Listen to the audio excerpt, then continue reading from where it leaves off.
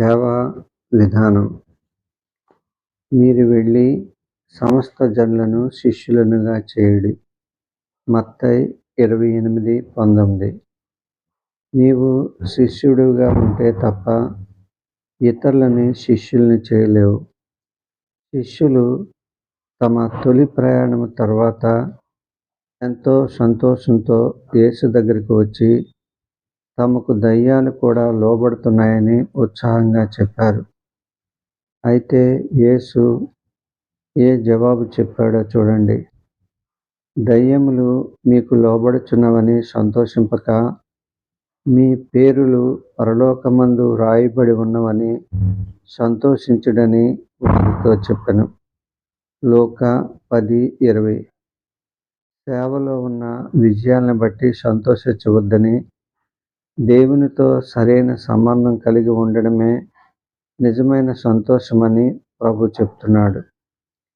సేవకుడు దేవుని పిలుపు పట్ల యథార్థంగా ఉండాలి. ఇది సేవకునికి అనివార్యం. పిలుపు అనేకుల్ని యేసుకు శిష్యులను చేయడం కొరకే. ఆత్మల రక్షణ కొరకు కొందరిలో తీవ్రమైన ఉద్వేగము ఉంటుంది. అయితే ఈ ఉద్వేగము దేవుని మూలంగా కలిగినది కాకపోవచ్చు.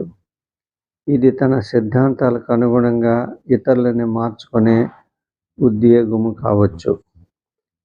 ఇతరులని రక్షణలోనికి నడిపించడం సేవకుడికి సవాలుగా ఉండకపోవచ్చు కానీ, విశ్వాసం నుంచి తప్పిపోయిన వారిని తిరిగి విశ్వాసంలోనికి మళ్లించడం సేవకుడికి సవాలు వంటిదే.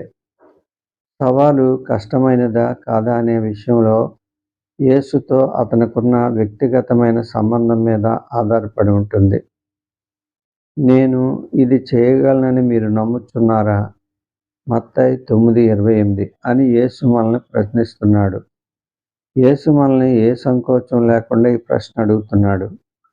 ఈ ప్రశ్న మన జీవితంలో ఎదురయ్యే ప్రతి సందర్భానికి తగినటువంటి సవాలే. సేవకుడివైన నీ ముందున్న గొప్ప సవాలు, పునరుత్థానుడైన యేసు నీకు వ్యక్తిగతంగా తెలుసా? నీలో నివసించే పరిశుద్ధాత్మకున్న శక్తి మరియు ప్రభావం నీకు తెలుసా?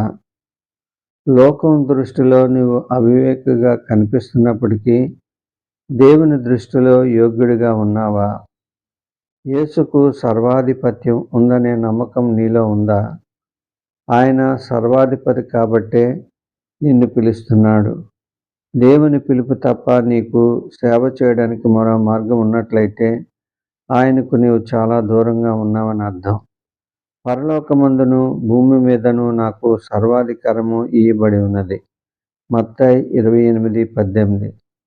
సర్వాధిపతి అయిన యేసుక్రీస్తు నిన్ను పిలుస్తుండగా సేవ తప్ప నీకు మరో మార్గము ఏదైనా ఉందా?